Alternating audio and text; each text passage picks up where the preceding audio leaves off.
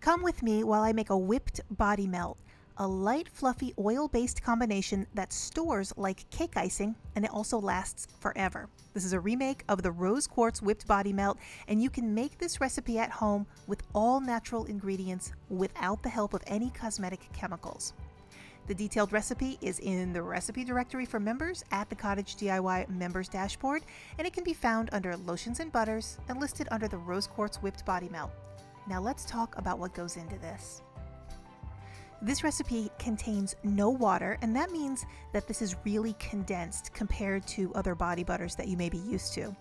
You only need a tiny little bit on the tip of your finger to create a lot of coverage, and because we're keeping this to a minimal oil-based recipe, you could compare it somewhere between a body oil and a body butter. So this is less of a lotion and more like a solid oil that will melt on contact with your skin.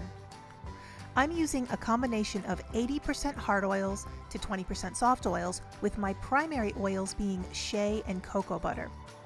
Here I have a blend that I've measured out for this recipe, and you can go right over to the recipe page and download this, like I mentioned, or if you want to recreate your own whipped body melt, you can skip right over to the Thermal Mermaid Lotion calculator, and then you can select the whipped body melt, and then you can get help guiding you through putting your own recipe together. Either way you do this, the proportions for your recipe will end up being the same that you see right here.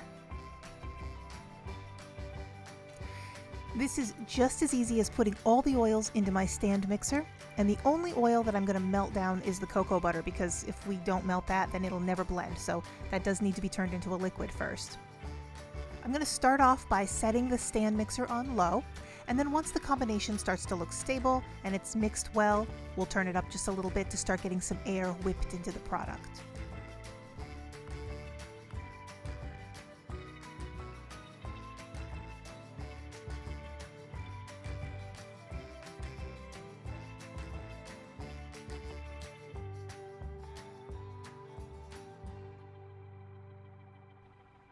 I did wait a few minutes before I added the fragrance and the preservative and just a touch of cornstarch just to fluff the product and cut the greasiness just a little bit.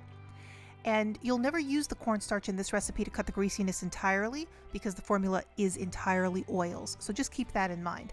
What this will do is just pop it out and fluff it, and it'll give it just a touch of a dry feeling to it.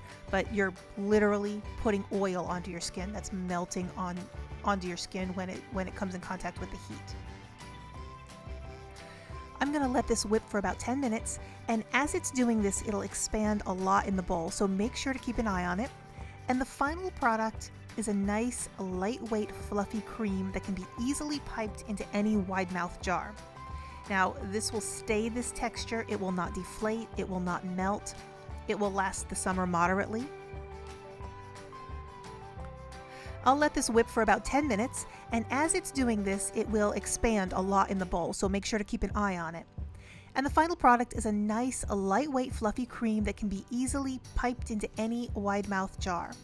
Now this will stay this texture. This will not deflate, it will not melt, it'll last the entire summer in moderately hot temperatures, and if you do put this in the refrigerator, it's going to harden into a solid and it will end up staying that way even after you take it out of the refrigerator. So if you want to turn this into a solid chunk, you can refrigerate it, but I don't prefer that, and I like for this to be soft to the touch, like in the way that you see right here in the demonstration.